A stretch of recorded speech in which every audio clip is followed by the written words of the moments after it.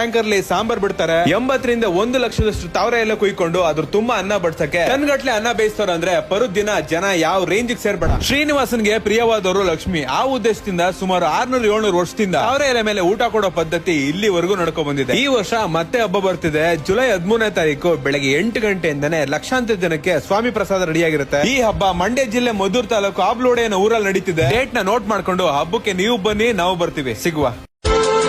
ಒಳಗೊಂದು ಹೊರಗೊಂದು ನಮ್ಮೂರಲಿಲ್ಲ, ಬಿತ್ತೋದೆ ಬೆಳಿತೀವಿ ನಮ್ಮೂರಲೆಲ್ಲ.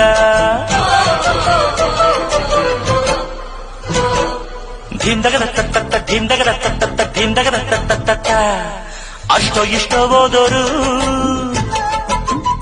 ಈ ಅರ್ಸವೆ ನಡೆಯೋದು ಮಂಡ್ಯ ಜಿಲ್ಲೆ ಮದ್ದೂರು ತಾಲೂಕು ಕೊಪ್ಪ ಹೋಬಳಿಗೆ ವ್ಯಾಪ್ತಿ ಪಡುವ ಆಬಲವಾಡಿ ಎಂಬ ಗ್ರಾಮದಲ್ಲಿ. ಏನಪ್ಪಾ ಮಗ ಈ ಗ್ರಾಮದ್ದು ಈ ಅರ್ಸವೆದು ವಿಶೇಷತೆ ಅಂತ ನೀವು ಕೇಳಿದ್ರೆ, ಆಬಲವಾಡಿ ಅನ್ನೋ ಗ್ರಾಮ ದೊಡ್ಡ ಗ್ರಾಮ. ಇಲ್ಲಿರೋ ಜನಗಳದು ಅಷ್ಟೇ ದೊಡ್ಡ ಮನ್ಸು. ಈ ದೊಡ್ಡ ಮನ್ಸಿನ ಜನರೆಲ್ಲ ಸೇರ್ಕೊಂಡು ಸಲ್ಲಿಸೋ ಸೇವೆಯೇ ಶ್ರೀ ತೋಪಿನಾಥ್ ತಿಮ್ಮಪ್ಪನ ಹರಿಸೇವೆ. ಪ್ರತಿ ವರ್ಷ ಜುಲೈನಲ್ಲಿ ನಡೆಯೋ ಈ ಸೇವೆ ಸುತ್ತಮುತ್ತ ಹಳ್ಳಿಗೆಲ್ಲ ದೊಡ್ಡ ಸೇವೆನೆ ಅಂತ ಹೇಳ್ಬೋದು. ಪ್ರತಿ ವರ್ಷ ಈ ಸೇವೆ ನಡೆಯೋದು ಶನಿವಾರ ಭಾನುವಾರ. ಶನಿವಾರ ದಿವಸ ನಮ್ಮಪ್ಪ ಶ್ರೀ ತೋಪಿನಾಥ್ ತಿಮ್ಮಪ್ಪನಿಗೆ ಅಲಂಕಾರ ಮಾಡಿ ರಾತ್ರಿ ಆಗೋ ಹೊತ್ತಿಗೆ ಶ್ರೀ ಮದ್ದನಟ್ಟಮ್ಮ ತಾಯಿ ಹಾಗೂ ಬಂಕದಕಟ್ಟಮ್ಮ ತಾಯಿ ಆಬಲವಾಡಿ ಗ್ರಾಮಕ್ಕೆ ಬಂದು ಡೊಳ್ಳು ನಗಾರಿ ಸೌಂಡ್ ನೊಂದಿಗೆ ಬಂಡಿ ಜೊತೆಲಿ ಬಂದು ಕುಣಿದು ಕುಪ್ಪಳಿಸಿ ಭಾನುವಾರ ಬೆಳಿಗ್ಗೆ ಒಂದ್ 6:30-7 ಗಂಟೆ ಅಷ್ಟೊಳಗೆಲ್ಲ ತಾವರೆ ಎಲೆಯ ಊಟ ಕೊಡಕ್ಕೆ ರೆಡಿ ಮಾಡ್ಕೊಂಡಿರ್ತಾರೆ. ಈ ಅನ್ನದಾನಕ್ಕೆ ಸಿದ್ಧತೆ ಶನಿವಾರ ವತರನೆ ಶುರುವಾಗಿರ್ತದೆ. ಯಾಕೆ ಅಂದ್ರೆ ಇಲ್ಲಿ ಅನ್ನ ಮಾಡೋದು ಕೇವಲ ಪಾತ್ರೆಯಿಂದಲ್ಲ, ಬೆಲ್ಲ ಮಾಡುವಾಗ ಬೆಲ್ಲದ ಪಾಕ ಬಯಸೋ ಕುಪ್ರಕ್ಕೆ ಇರ್ತದಲ್ಲ ಅದ್ರಲ್ಲಿ ಕಂದ್ರಪ್ಪೋ ಅನ್ನ ಮಾಡೋದು.